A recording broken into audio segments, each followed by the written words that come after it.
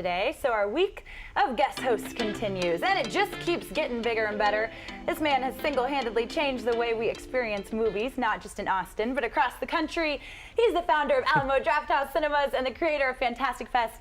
Good morning to Tim League. Good morning to you. Thank you for being here. It is a great morning to be here, thanks. You know, you do a lot of cool stuff around Austin, and a lot of it is very late at night. So I'm wondering, is this your normal time to get up, or did we pull you out of bed this morning? I have been a late night person my entire life, and I've got twin 5-year-old girls now, so begrudgingly I have adjusted my lifestyle, so this wasn't as shocking as it normally would have been. Okay, good to know. You've kind of recalibrated to these hours? Yeah, it's a force of will, but yes, I can now wake up and experience the morning. Are they up right now watching, or do they get to stay in bed? They are in preschool, so we dropped them off to school on the way over here. You've got a busy week. There's a lot going on, but first let's kind of take a trip back in time. You've really changed the way people see movies and what they expect from movies. Unless you grow up in Austin like I did, and then you just think that's how a movie experience should always be, but where was this idea born?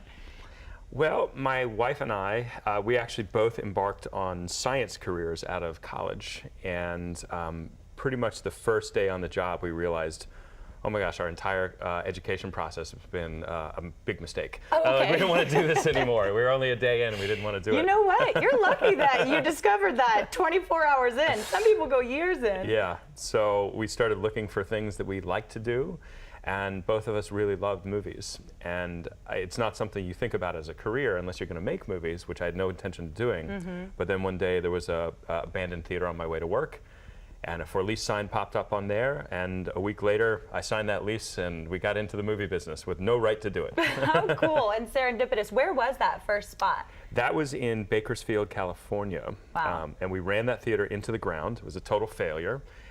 But we learned the business, and we picked up the seats and the screen and the projector, and we moved it to Austin to start the Drafthouse. And lucky us. So that's that first theater. Now you have, what, 25 theaters? 25 theaters, yes. In copious cities. We couldn't even get the number because there's so many. So I'm very curious, what's changed the most? Because I feel like every time you open a new theater, you kind of perfect another idea. So what's been one of the biggest evolutions for you guys? Well, it's staying on top of technology, of course. There's been a huge digital revolution, and new sound technologies, just making sure we have great presentation, the best possible presentation around. Right. So that's the biggest thing for me. And then something that gives me a lot of satisfaction and fun is I get to curate and design different bar spaces that are adjacent to the theater. Which have become some of my favorite spaces, if we're being honest. And they have, what are they called? The one that's up north. What's the name of the bar? The Glass Half Full, yeah, maybe. They're always really cool spots. And so you're helping curate those? Yeah, I dig in deep. I'm the CEO of the company, but sometimes I get really granular when it's things like that. Okay, can we get a pro tip actually while you're here? Because obviously you go for the movie, but half the fun is that you get to eat, drink, and be with friends. What's your go-to item on the menu? Or is that constantly changing too? Well, since I've been here since the beginning, I've had a lot of the items many times, the ones that have been old stalwarts. So I usually go straight to the specials page. There's always quarterly specials. Oh, good call. Yeah, there's some Indian food specials that are coming this week, so I'm going to be going through those. And then every once in a while, I have my guilty pleasure. I go back to the everything pizza, and I get a milkshake. I was about to say, what about the milkshakes, Tim? Isn't that what we're all there for? Yeah, but I know the calorie count on the milkshakes, and it should be just a special, keep it to yourself. Special indulgence I don't time. want to know the calorie count. I don't want to ruin it for anyone. So the thing is, we're especially honored that you're here this morning because this isn't a slow week for you. No. This is about to embark on Fantastic Fest, which is what, 8 days long?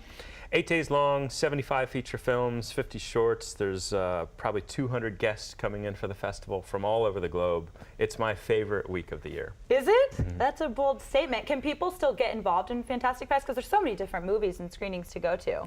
Sure, yeah. The badges are sold out. Okay. So if you're really interested, badges will go on sale for next year right after the festival, but every day... There you go, plan ahead, people. That's the way to do it. Every day there's individual tickets, so you just check the website, fantasticfest.com, and we'll post up what's available that day.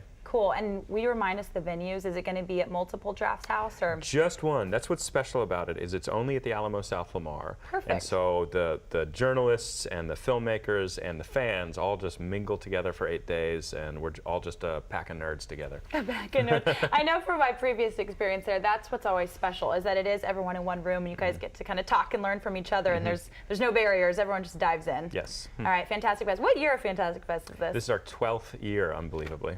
Unbelievable. Makes me feel old. Me too. I could not believe that. Okay, let's talk movies for a second.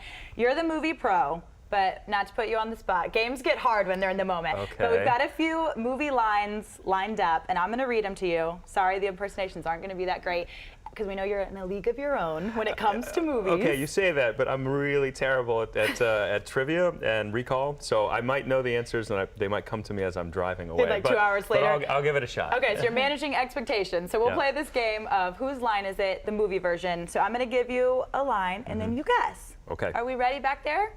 Okay. All right, the first line is, in my voice, I don't know how to do this right, says, oh, do you want an example? No, we'll just go right in. What do you mean they cut the power? How could they cut the power, man? They're animals. Is it The Princess Diaries? No. It's Teenage Mutant Ninja Turtles? No, I love all your guesses. It's incorrect buzzer. It's aliens, actually. I'm gonna be massacred for this. No, I didn't even know how to impersonate it. Listen, Tim, we're here together, okay? The producers do this to us. All right, line 2. It's our choices, Harry, that show what we truly are far more than our abilities. Harry.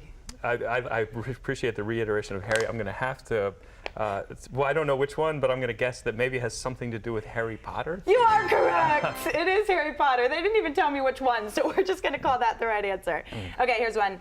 It says, when the day becomes the night and the sky becomes the sea, then the clock strikes heavy and there's no time for tea. No time for tea. Would it be Alice in Wonderland? Very, very close. It's Alice Through the Looking Glass. Alice Through the Looking Glass, yeah, yes. we gave you a challenge on that one. Okay, the last one. Which one are we doing? Okay. I don't care what they're going to say. Let the storm rage on. The cold never bothered me anyway. Oh, I know that. I have little girls. This might be Frozen. Hey. Very nice. So I missed the aliens question. I got the Frozen question. Thankfully, my people are still asleep. Yes, you've come a long way. I have to be honest with you. I've actually never seen Frozen, so you're winning at that one. It's pretty good. It's pretty good. That's I've seen what I it roughly triple 200 digits, times. maybe, yeah. Yes, I'm sure you have. Okay, Tim, one more time. Let's reiterate Fantastic Fest so people can get involved. You said badges are sold out, but on the day of, you can do what?